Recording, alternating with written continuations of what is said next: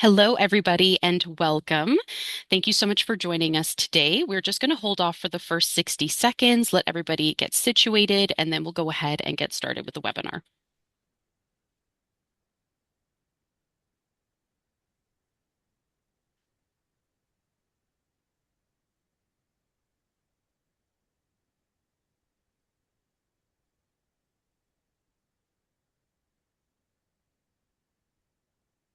All right, just about another 20 seconds here. For those of you just joining us, welcome. Thank you so much for your time and attention.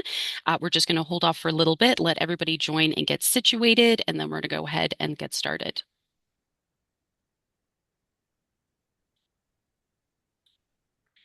Okay, I've got 301.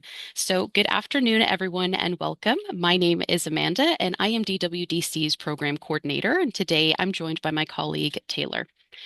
I'd like to begin first by acknowledging that the land on which we gather today is the traditional territory of the Wendat, the Anishinaabe, Haudenosaunee, Métis, and the Mississaugas of the Credit First Nation. These nations continue to experience ongoing colonization and displacement. And today, Toronto is covered under Treaty Number 13 and the Williams Treaties. Dying with Dignity Canada is also mindful of broken treaties that occurred across Turtle Island and recognize our responsibilities as treaty peoples to engage in a continuous process of truth and reconciliation with all peoples across this land. So I'm very thrilled to welcome you today. It's through our webinars that we aim to provide you with information, key takeaways, as well as create a space for conversation on end-of-life topics alongside the professionals that know it best. Before I welcome today's speakers, I'd like to go over a few housekeeping items. Everyone on the call today is muted. However, there will be an opportunity for you to submit your questions. To do so, please type your questions into the question bar on the Zoom side panel, and we will read it out for you at the end. In the interest of time, we ask that you try to please keep your questions as concise and clear as possible.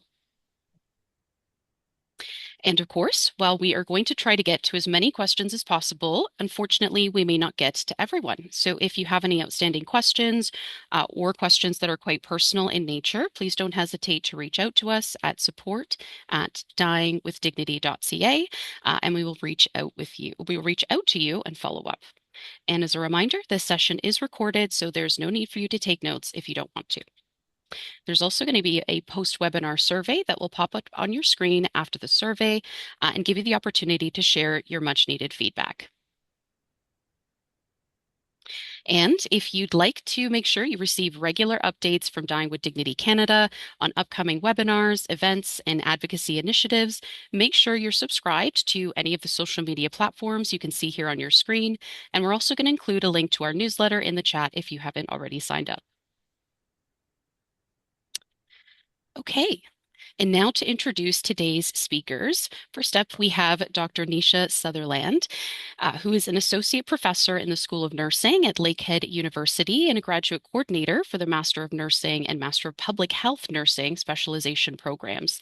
She also serves as a research affiliate with the Center for Education and Research on Aging and Health at Lakeland University, and her work has been published in academic journals across nursing and aging studies, and she's recognized for bringing a critical, equity-based lens to issues at the intersection of health systems, caregiving, and vulnerable populations. So, Nisha, thank you so much for joining us. Thank you. Okay, next up we have Dr. Kelli Stajduhar, who is a clinical nurse specialist, educator, and researcher with over 30 years of experience in oncology, palliative care, and gerontology. She's also a professor with the University of Victoria's School of Nursing and a member of the Institute of Aging and Lifelong Health. Her research focuses on health service needs for those at the end of life and their families, with a particular focus on the impact to families when palliative care is provided at home, on access to quality end-of-life care in the home, acute and residential care settings, and on the particular needs of marginalized and vulnerable communities. So thank you so much, Kelli, for joining us today. Thanks for the invitation. Yeah, absolutely. So without further ado, let's go ahead and dive right into the interview. So Nisha, maybe we'll start with you first. I'd like to ask, why is it important to observe the differences or similarities in healthcare access, navigation, and outcomes through a gender or even a sex-based lens? So thank you. Thanks, Amanda. Thanks for having me. This is really exciting because I did this gender relations research about 10 years ago. Now I've been at Lakehead, so it's been really good to go back to it. And thanks, and Dr. Stajduhar was on my committee, I'd just like to say, because she was. Um, so this was really nice to go back to the work. In explaining gender, I think it's important to define it. And the way I used it in my study is that gender is a social construct. Socially, if you're a man or a woman, you're prescribed certain behaviors on how you ought to act and behave. And if you don't, there might be some sanctions against you, right? You might be excluded, or you might be marginalized, or you might be treated a little bit differently. So in healthcare, gender influences how men and women may seek support or may receive care. Um, the evidence shows that mostly men don't seek support. They think that they can do everything on their own, so they don't seek support. And when women, there have been studies that found that when women want help, they want emotional help too. And when they don't get it, they're not as satisfied. And then it can affect how healthcare providers express gender and respond to gender, respond to people. So nurses can have control of resources. So depending on their relationship and how they see um, what's going on, they might withhold resources, or they might encourage maybe women to provide care because maybe they see that as natural, or they expect the wife to know everything about the husband and what's going on, the medications, and to provide care and so on. It could be that maybe nurses see that men shouldn't be in caregiving, so they might dissuade them, or might do things for them even though they didn't ask. So you can see it could really influence how people receive care and respond to care.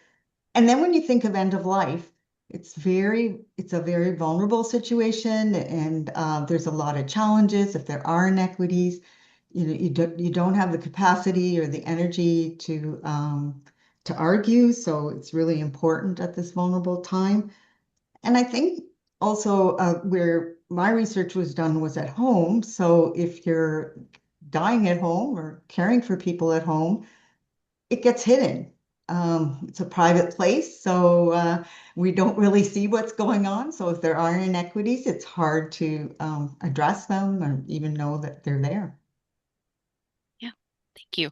Kelly, I'm curious about your thoughts. Yeah, maybe I won't repeat what Nisha's talked about, but one of the things I will reflect on is that, one thing I've learned from being a nurse is that all bodies aren't the same. And, men, women, people who are gender diverse, their body responds to sickness differently.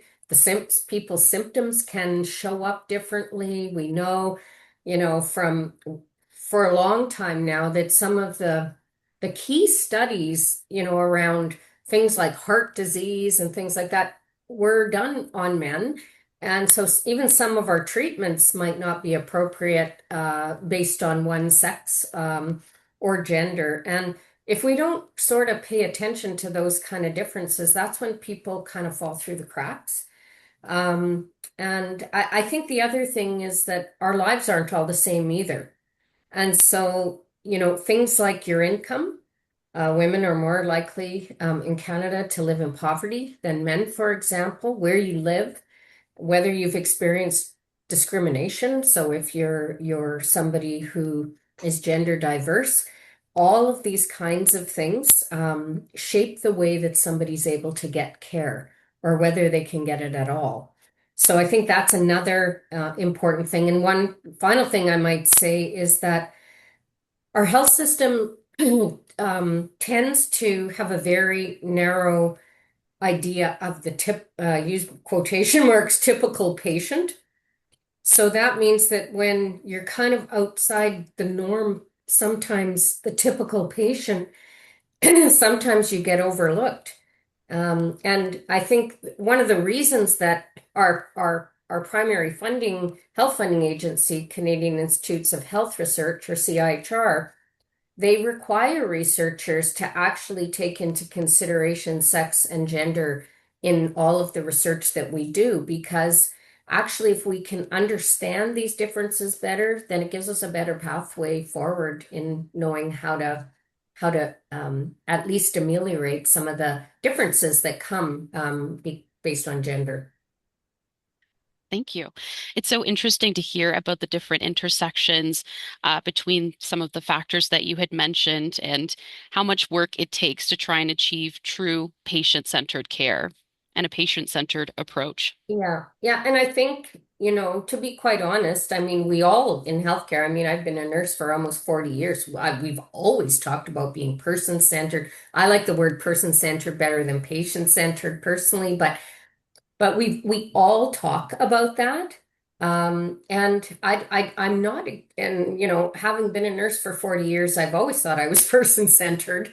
But it seems that some people feel very depersonalized in our healthcare system, and that's a problem because we are to be actually a person-centered industry, if you want to call it, or service to people.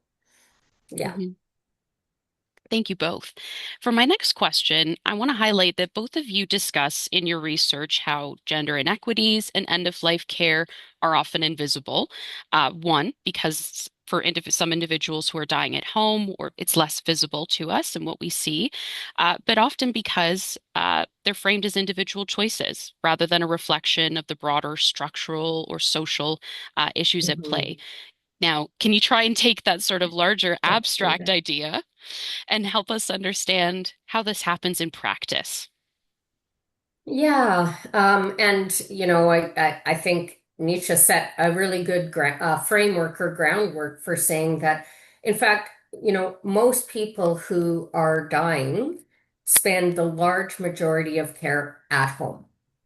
Okay, and at home and being cared for by, if they have a home, and being cared for by people in their family.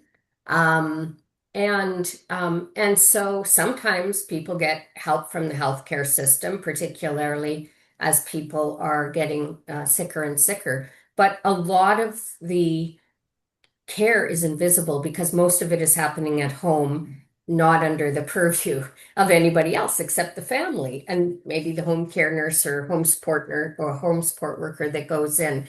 So we often talk, those gender inequities actually become invisible, and they often get explained away by personal choices. But in real life, I would say these choices are shaped by the world that people live in. And I'll give you a practical example. So, if you went out and asked Canadians, like, where would you prefer to die? All the surveys say, oh, I prefer to be at home. I don't think it's actually quite accurate because most people answer that question when they're well. And the other thing is we don't present people with scenarios of what could happen at home. Actually, we've done some work that tells us that if people are dying at home and they're really sick and they really need help with pain and other symptoms and their family's really exhausted, they would much prefer to be in an inpatient setting, mostly a hospice or palliative care unit. People want to avoid hospital like anything. But if you talk to women who they will say that of course they would always want the person that they're caring for to be cared for at home, and they will do that. And women do that because most women have been caregivers their entire lives, and also the system assumes they make an assumption that women will be there to care. So it's not really a free choice in many cases. Sometimes it is, but but often it's an expectation, not only of the gender roles that women have assumed over time, but because the system and society has that expectation on them. Another example would be, we see in research that men tend to choose more aggressive treatments at the end of life. But this is often tied to gender norms like being strong or fighting hard or not wanting to be seen as giving up. So gender really does influence these things. And, what is seen as an individual choice actually is not simply just an individual choice, but it is shaped by a lot of things. Yeah. Yeah. Wow. And Nisha, what do you think? Yes, and like you said, Kelly, I think that it's normalized, naturalized, right? That especially if it's at home, that the family provide care, and if you don't, you're relying on government sources, and you're not such a good family, So these expectations and constraints that people internalize, Yeah. and they feel that they ought to do it. And then I think the other thing is, as you said, they say most Canadians want to die at home, and a lot of Canadians are taking care of their family members at home. But what they're not saying is what the actual services are that are available. Um, and I Yeah. think probably the last few days is probably really good. And this is what I see in long-term care too. The last few days are really good. But the last few months, you don't get a lot of support. Yeah. And that's not really stated how much support that you're getting. And really, this is a familial policy saying that really what it says is we'll come in when all family resources are expended. We're here, Yeah. we're here, but really, care takes place in the home. It's private. It's not really a government responsibility when it gets into the home. And I know that even in my study, when nurses said there was a care provider, a lady who she was very, very busy doing medications, everything. The nurses listed it off, right? She's doing medications, providing emotional supports, screening visitors, all sorts of things, right? And I said, she seems kind of stressed out. And she said, well, she didn't say anything to me. I really can't do anything unless she says so. So all of a sudden, it's a private matter, and she's not going to interfere um, in that matter. So it's this naturalizing and normalizing that makes it an individual choice. And yet it's really constraining, and if it's home, if it's family, that's associated with women mostly. Mhm. And then again, making it a private affair, that isn't really government responsibility. Yeah, I think a lot of people don't really realize that what they think they might want and what the resources that they think are out there are going to be there. I mean, there's awfully great people in the health system. It's not about that at all, but yeah, a lot falls on family and primarily women, actually. Yeah. Yeah. Switching gears a little bit with the next question, I'm curious about what some of the most common life-limiting conditions are experienced by men versus women, and how do these conditions typically shape their healthcare needs and outcomes? And of course, every patient is different. Their experience of the same condition can be different. But Kelly, I'm curious about your thoughts on this. Oh, sure. First of all, I guess one question I would ask back is ultimately what's not a life-limiting condition? And we don't like to talk about this in society. We really don't. Like we can get our heads around, like somebody is diagnosed with cancer and we see, and lots of people, go into remission from their cancer. Cancer is really considered a chronic illness at this point. But people also, I think society in general also recognizes that many people die from cancer. What a lot of us don't like to talk about is that a lot of the other life-limiting conditions that are out there are also conditions that at the end of the day will shorten your life. So things like dementia, things like chronic heart and lung disease and kidney disease. And, as a nurse, I would say that coming to terms with that reality is pretty important because the sooner that people understand and their health might decline in a short time, it might be in a few months, a year, 3 years, 5 years, but planning ahead is probably the single most important thing that you can do, and having those conversations with your family and your healthcare team allows us to plan better. In terms of shaping needs and outcomes, as you said, it's hard to generalize. But in broad strokes, I'd say women tend to live longer. Generally, that's what the research bears out with conditions like dementia and frailty. And men tend to face shorter kind of trajectories and die from things like heart disease and lung disease. So this means that women actually usually need more long-term support, and men may be more urgent hospital care. And that has a lot of implications because, as we said earlier, who are the primary caregivers at home are women. And we're coming up to a time when we have a lot of women who need support who don't have those supports in place. So I don't know if you have anything to add to that, Nisha. Yes, well, I now I work a lot with people living with dementia, and that's a lot different trajectory than cancer, which palliative care and hospice was first developed for. And so with a dwindling sort of diagnosis and a slow sort of a slow trajectory, I guess when you're a care provider providing care at home for a person with dementia, it would be a lot longer. It might Mhm. be a long time, 10, 15 years. So that really adds to the stress too, and especially if it's a lot of women. And I think the other thing too is with dementia and other chronic illnesses is that you can't really tell when end of life is. I mean, they could be really sick and then they get a little bit better and so it gets up really hard to tell. So so again, it's sort of protracted. The end of life is Mhm. longer, maybe a year or two. Mhm. Yeah. Now, again, looking through the same lens of how men and women experience and interact with this, I'm curious about the differences or similarities between men and women and how they interact with, navigate, experience healthcare. Separate to that, also the end of life care angle. And maybe Nisha, if you'd like to start this time.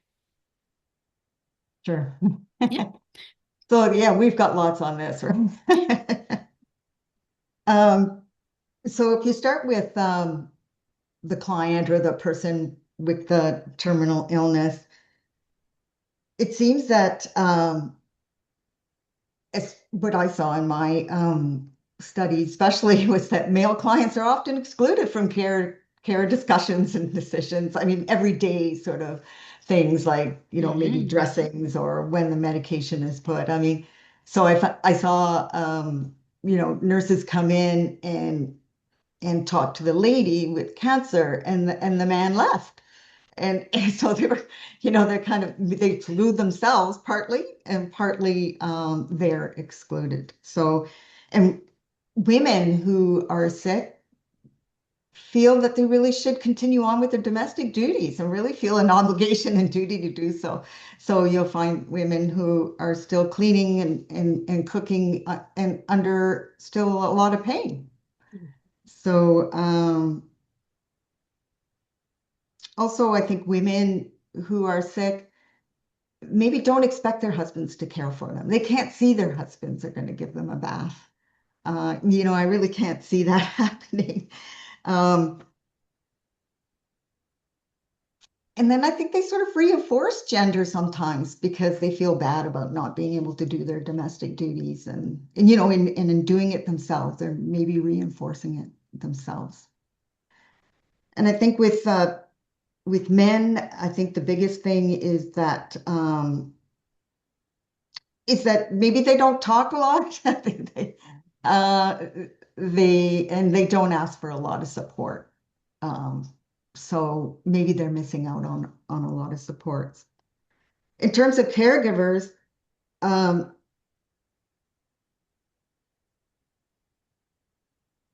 I think, as I said, they might exclude themselves from the care.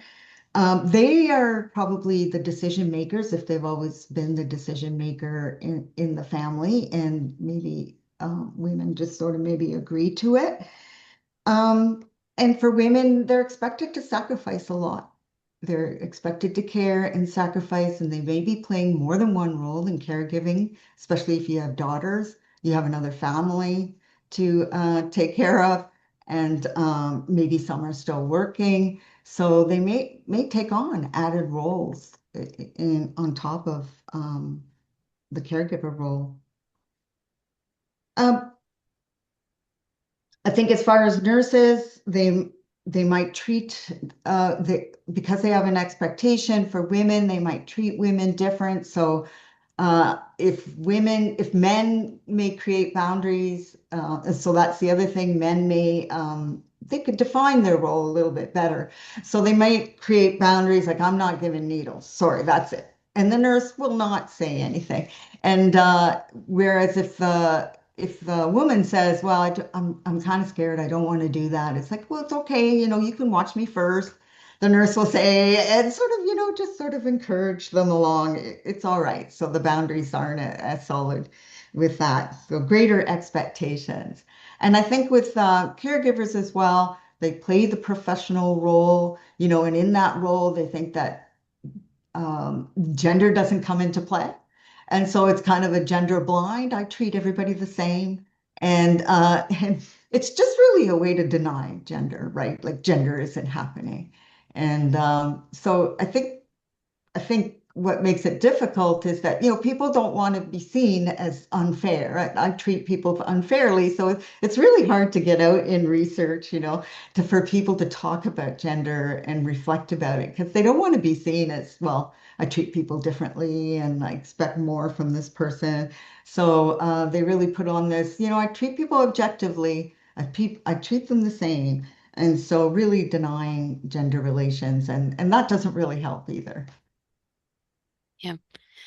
Kelly, same question for you, and I'm curious what you've had in your own clinical experience as well as your experience Mhm. as a researcher. Yeah, well, I mean, for sure, what the patterns that we see are um, when when a husband is dying, it's usually the wife caring for the husband.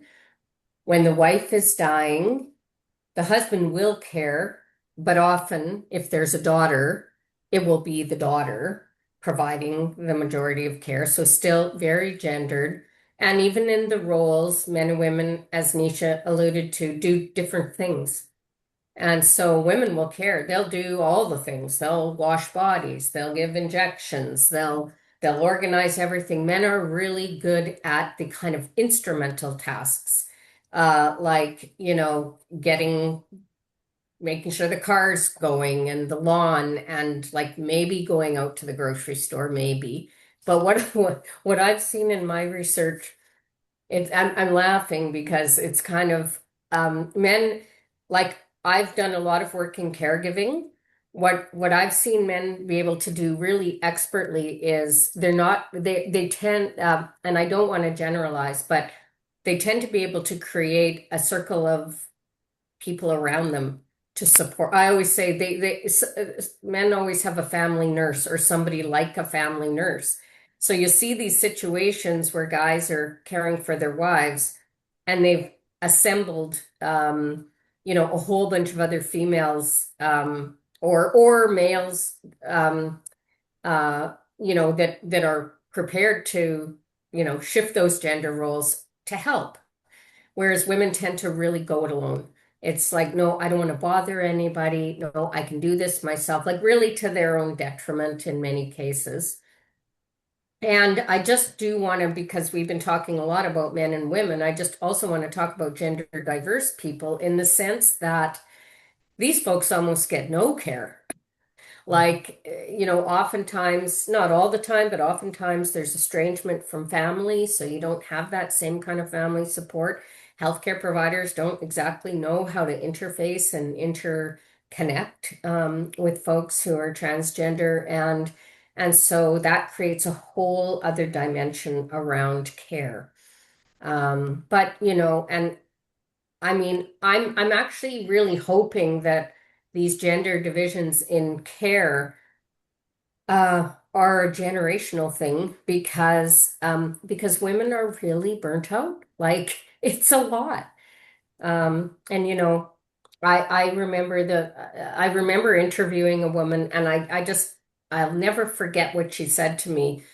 And it was around dying at home, and she was caring for her husband, and just how she was feeling in the health system. And she said, dying at home is a little bit like breastfeeding. It's the newest best thing, and you're almost made to feel guilty if you don't do it. If you don't actually care for your partner, you are meant to feel guilty. And I think that has just always stuck with me as like a yeah, I think the expectations that we particularly are putting on women are like um, well, we sustain because people expect us to. Yeah. Yeah. You know, moving on to talk a little bit more about the impact of things like identity factors or demographics, if you will, and things like social determinants. I want to maybe start and ask with, how do social determinants like income or food security, housing security, employment, level of education finished, how do some of those things shape healthcare navigation, healthcare access, end of life care, and access? And Kelly, if you'd like to start. Oh, profoundly. And this is work I've been doing for over a decade or more. Really looking at how these social factors shape and things like income and housing. I mean, how do you care for somebody at home when you have precarious housing? How do you pay for all the out-of-pocket expenses that absolutely are there if you are on a fixed income or have no income at all? And women tend to deal more with the poverty pressures than men do. I mean, the short answer is it has a huge impact. And I would say that one of the reasons that we started doing work with people who were facing profound inequities because of, say, housing precarity or poverty or mental illness or other conditions. One of the reasons that we did that is because I started asking the question, geez, we're not seeing, I know there's a lot of people out there in the world that are in that situation. We're not seeing them in our palliative care services. And that doesn't mean because they're not dying. So how are they dying? Where are they dying? And what are we doing to help? Yeah, it profoundly impacts people's lives. Yeah. Nisha, kind of same question for you. What have you learned about people who face these kind of multiple overlapping disadvantages and how they navigate care?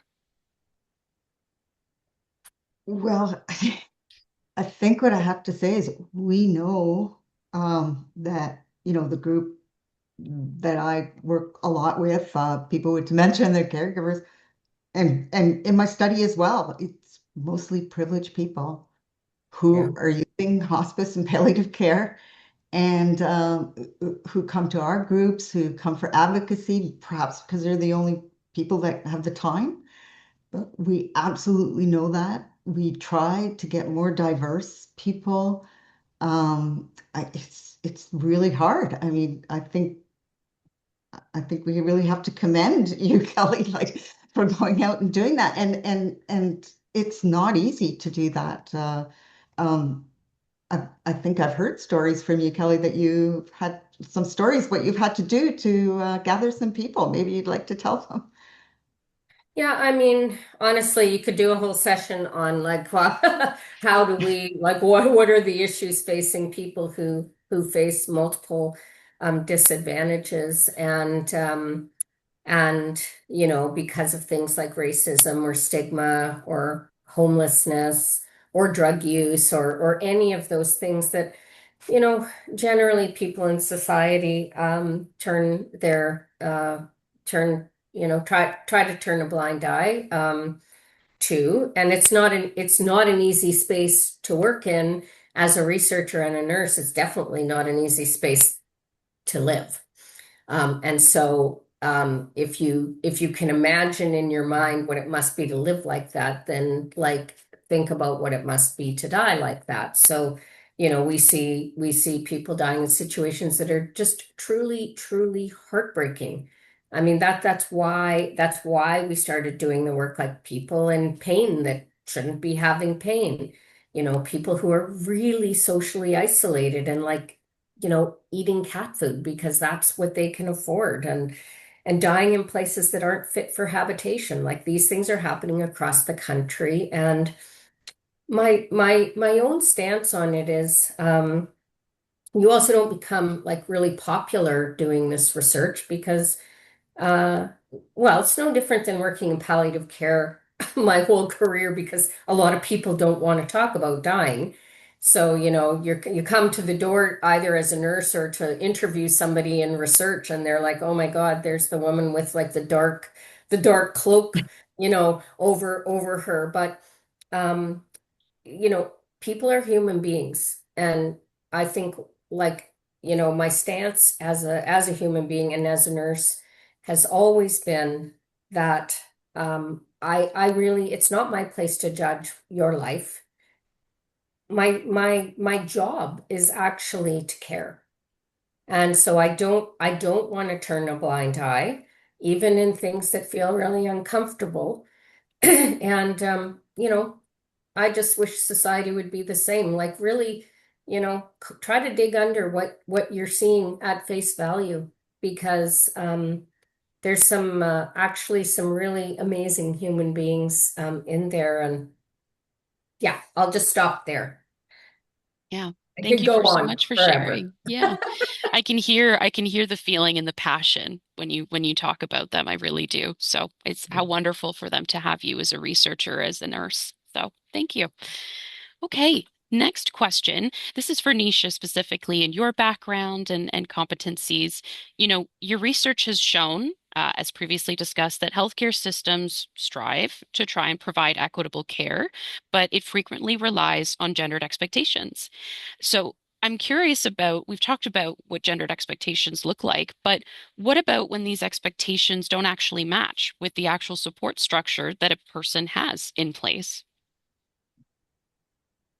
Thanks. Well, I'm going to start with sort of arguing about what you said, that healthcare systems strive to provide equitable care, but I don't think they do. I think they strive for equality in care. Equality. So Yeah. I think they strive to, and I think they think that's okay to treat everybody the same, but it doesn't address the issues, right? It doesn't look at the issues. It kind of makes a gender blind approach that there Mhm. isn't a problem here. Um, and so there's nothing to address. Um, in terms of if somebody doesn't have the supports, and so this is a really good question. I, I think there needs to be more research on there.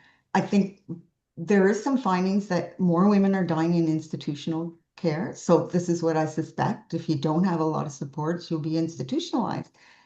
And and in this study that says that women are dying in institutions, they say because they don't want to be a burden on people because they provided care before and they don't want to be a burden anymore.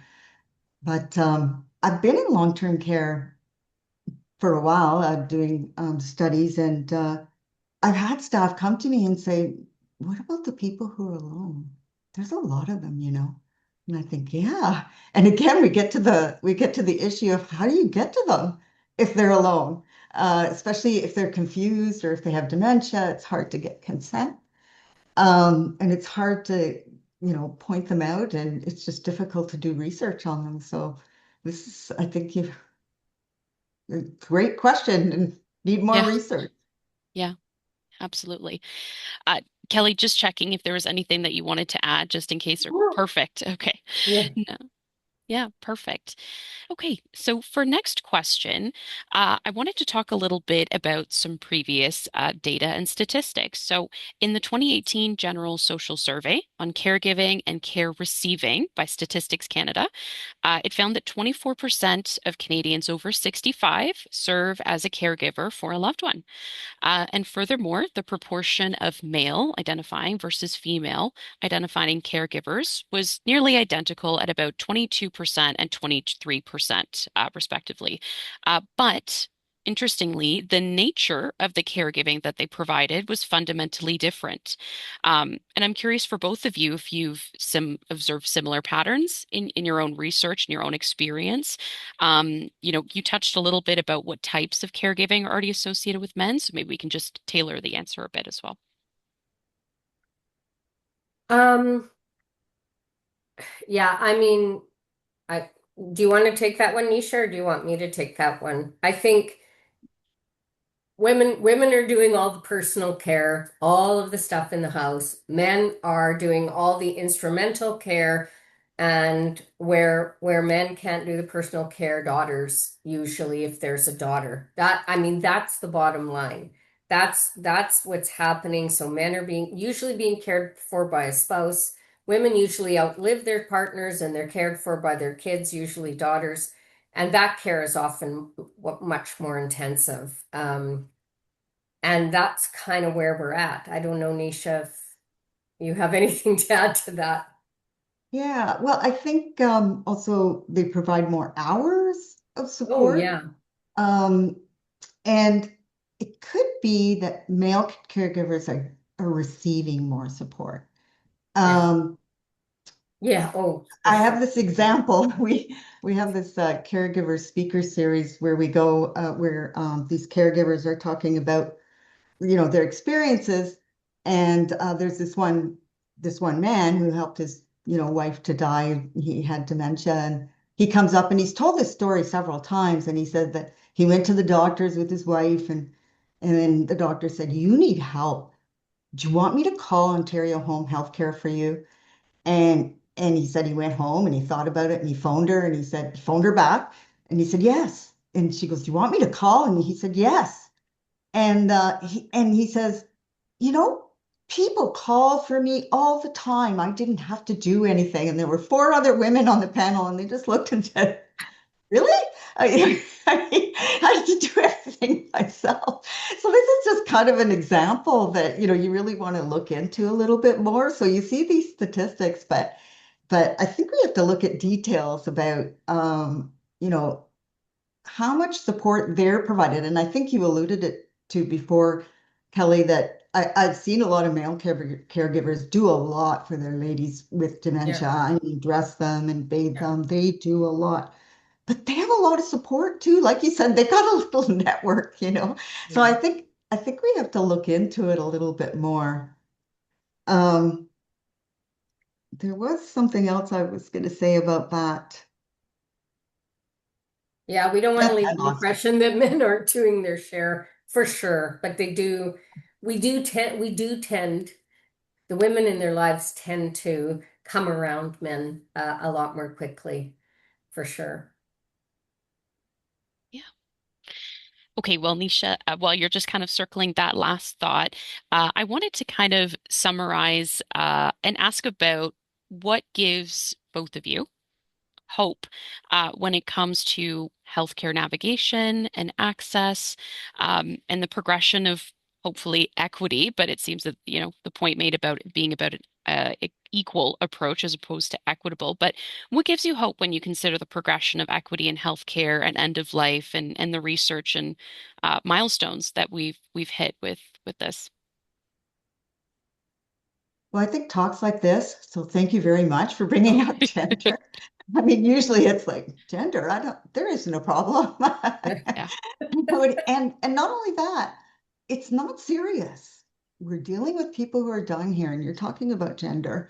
So, really sort of getting a little bit of hostility when talking about gender. So I have to say this is very helpful, but otherwise I don't have a lot of hope. I mean, just in the paper today was that healthcare spending isn't sustainable. We're hearing that, discourse again. And so that means more cuts.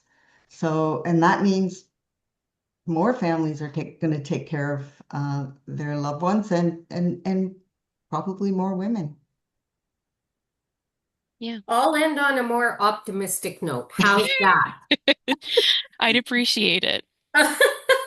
Well, okay, and I will just say that I'm speaking from a perspective of having worked with people who face profound inequities for the last decade or more.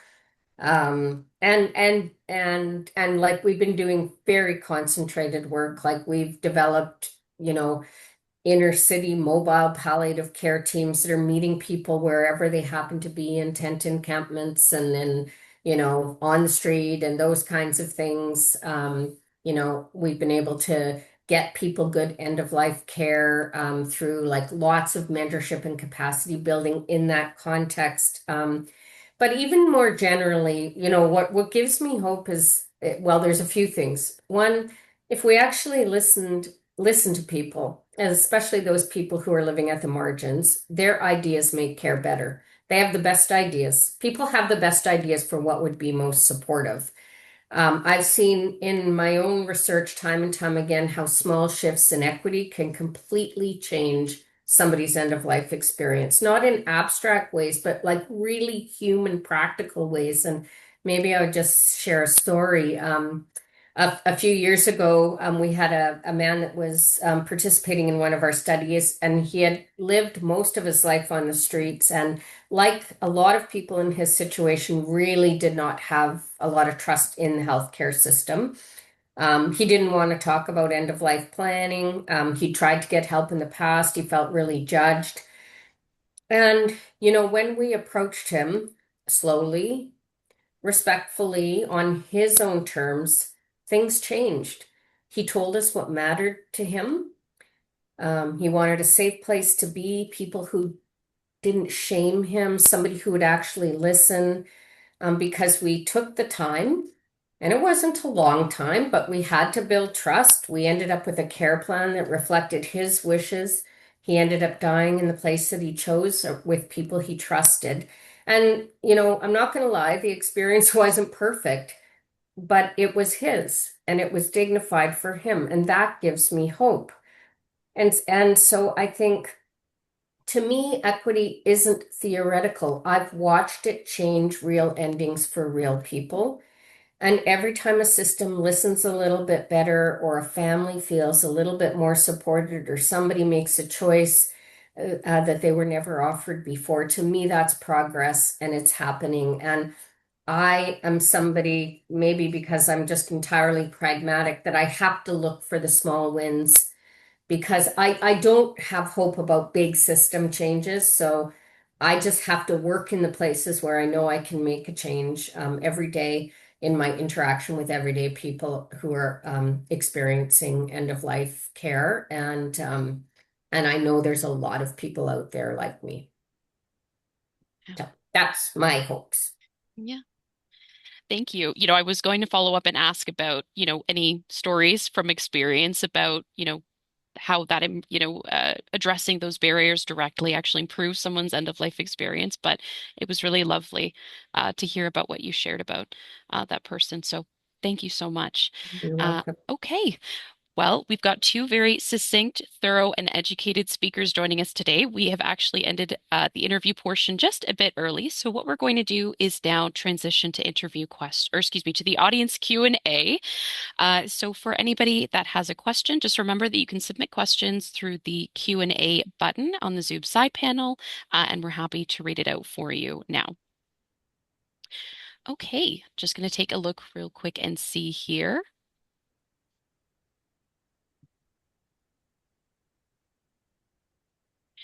Okay, this audience member is curious about, through your research or experience, are there any differences in how gender roles impact caregiving depending on the age? Are you seeing any generational differences in those roles, those expectations, and what that looks like? You want to take that one, Nisha? Well, I am seeing some more research sort of separating Yeah. older, like people over 65, and then older. So, and in fact, there might be more male caregivers in the older sort of section. So there may be differences there as well. Yeah. Yeah. Yeah, I Thanks. think also we do see a little bit more of some situations where younger adults are looking after parents Hmm. at times in their life where they're trying to launch their own lives. And that also, I think, takes on a whole different realm of issues when people are in their working years and are in their younger working years where they need to work to support themselves. Yeah. Yeah. Thanks, audience member, for that question. Next up, this audience member was curious about the distinction that you had made, Nisha, about the assumption that healthcare systems or healthcare as an institution strives to be equitable, but instead your position was sort of that it was more about it being or striving to be equal. And the audience member is wondering if you can sort of untangle a bit of the nuance there about what you mean. What's the difference effectively? And of course, Kelly, feel free to Um, jump in as well. yeah, well, treating people equally doesn't acknowledge sort of the help that maybe they need. So providing equitable care means that the person who needs help, the person who's being treated unfairly may need a little bit more help. Maybe you could articulate it a little better, Kelly? Yeah, I mean, equality basically says everybody gets the same thing no matter what. So if you come into, I don't know, if you come into a hospital, you know, you can expect within the Canadian healthcare system that, if you have a chronic condition, or if you say you have a cancer, say you're diagnosed with cancer, that and you're going to go for cancer treatment, we can expect based on, your cancer type and everything that you're going to be offered this kind of treatment. Um, so everybody gets access to that. But where equity comes in is, what if you live in a rural setting and you can't get there? What happened? Or is the system um, prepared to address those issues so you can get there? And that's where equity comes in. So, we say we give everything to everybody, but actually we don't because people are in different circumstances. So, if I live in northern BC and there's no access to cancer treatment up there, I have to come down to Victoria or Vancouver on often on my own expense. And I need to find a place to live if I'm getting outpatient chemotherapy. That's not equitable.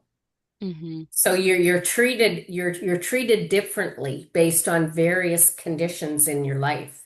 So unless as a healthcare system we're willing to say, okay, all rural people, we're going to provide them with the same kinds of conditions that would happen if you lived here in the city. You have your own home to live in, we'll get transportation we don't. And to a large degree we can't.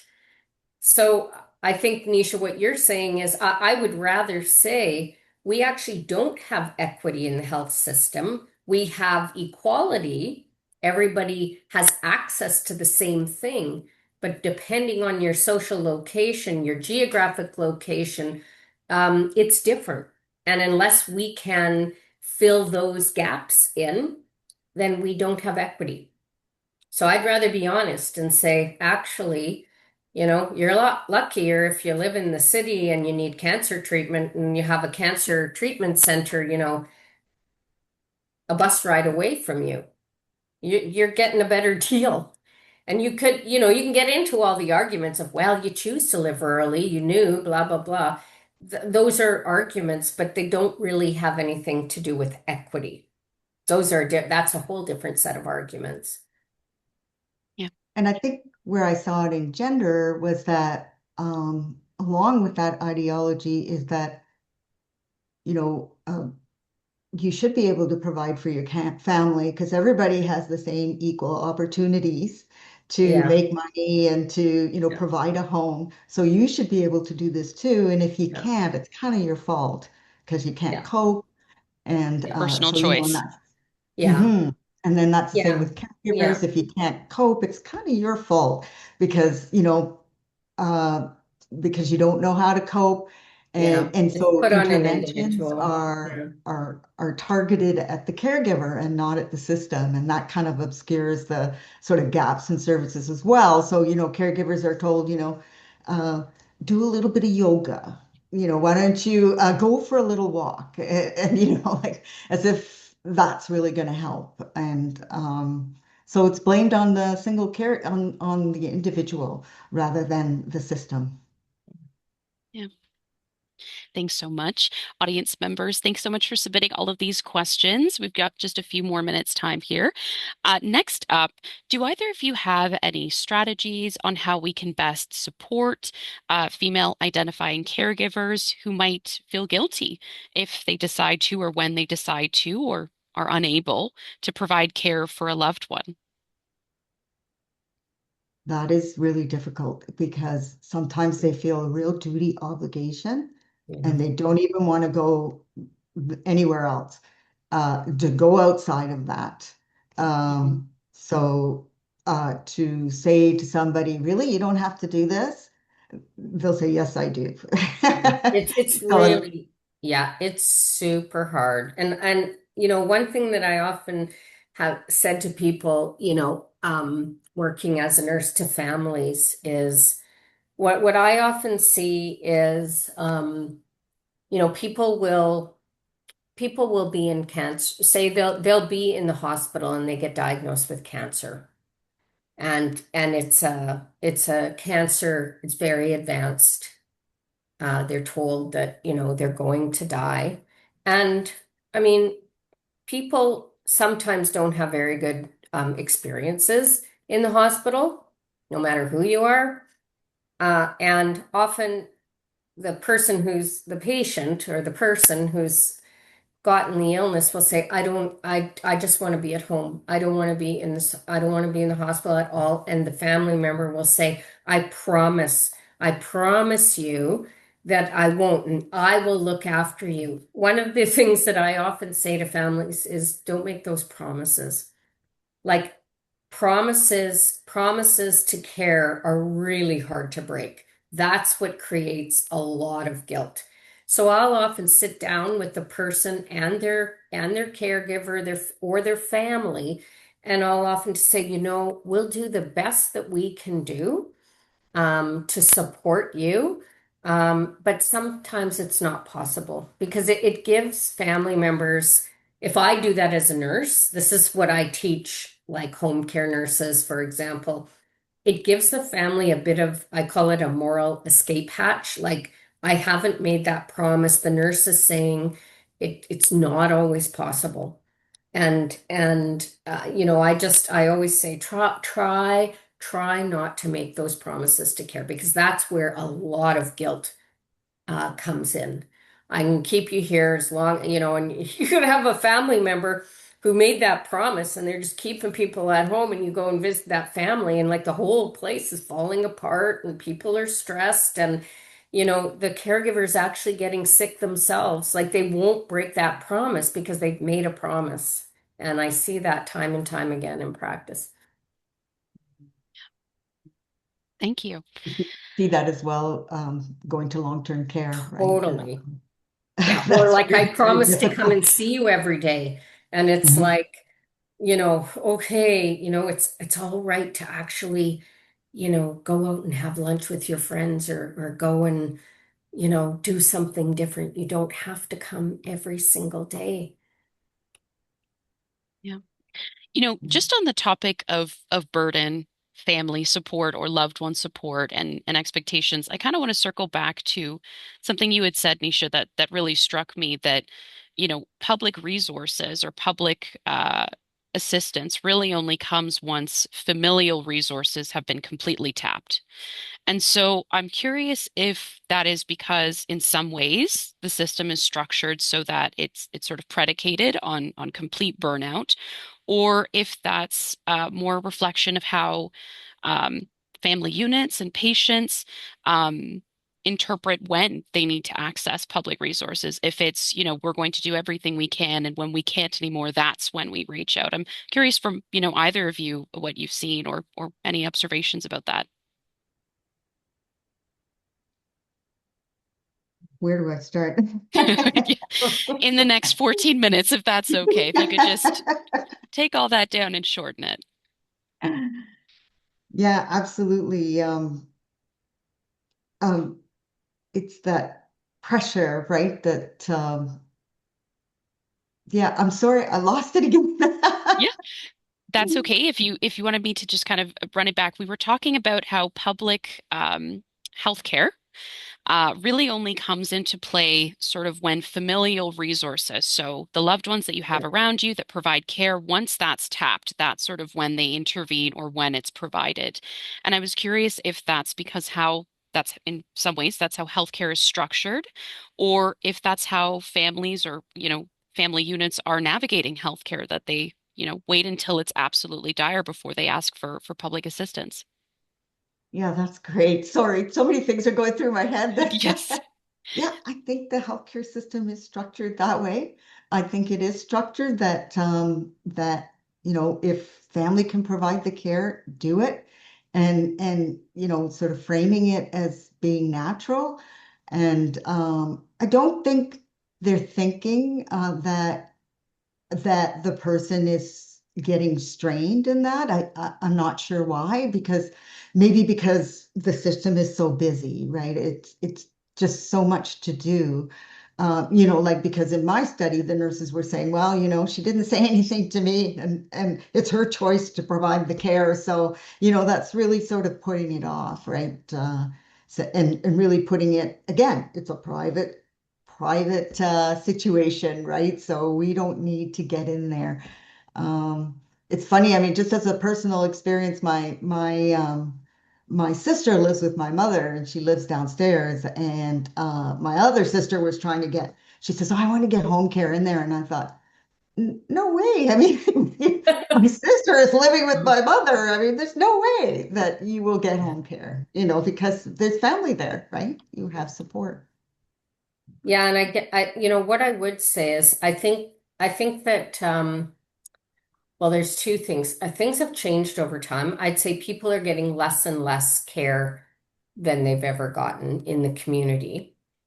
Um, I would also say that home care has been completely underfunded forever, partly because it's not in the Canada Health Act, partly, and there's no good understanding of what constitutes home care either. It's kind of a patchwork. All provinces are different. And the only time there was a big bump in dollars to home care was when Jane Philpott was the Minister of Health. And that's because Jane Philpott really understands what happens in the community. And I have to say, as a researcher or as a nurse, I can put all the data in front of people that I want. I can talk all the stories that I want, but given the aging of our population and that most people want to be in the community, like what changes politicians' minds are their voters. And if there was anything that I was gonna would say, like we really need the public to actually, like, I think part of it is the public doesn't understand that, if you need a lot of care and you want to be at home, the system doesn't have, like, it's one thing to say the system and the nurses and, but they actually have no control either. They're being told by the system, don't go and see somebody at home, phone them. Just do a phone visit. Like, it's a very complicated kind of thing. And unless we actually have the public really hammering down that, like, yeah, okay, we want our hospital care and we want our MRI machines and we want our diagnostics. But, like, what happens, when you're aging and you're declining? And that, not responding to that is by the system. The system as a whole is ageist. We're not providing the kinds of support that people need to stay in their communities and be at home in the way that is equitable for sure. The big balance of the money absolutely goes to institutional care. There's no doubt about it. Yeah. So, And I think, we mhm. need a revolution of, like, people in the public who politicians, they have to be compelled. They have to be compelled to make some shifts and changes in the way. It's not that we necessarily need more money in the healthcare system. It's how we distribute those funds. And our whole healthcare system is like designed and built from what, the 1960s, where, like, we have hospitals, doctors, and drugs. That's what's in the Canada Health Act. We now and we had a younger population back then.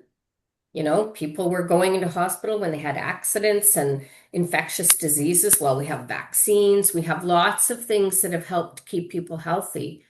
But we also have a much larger proportion of people that are living with chronic illness in the community. And there are like 1,000 things that we could do in the community to keep people there if some of those funds were transferred over, or decisions about funding were made differently. I just don't think that it means taking money away from some players and putting them into other players, and that's very uh, politically hot, let's just say.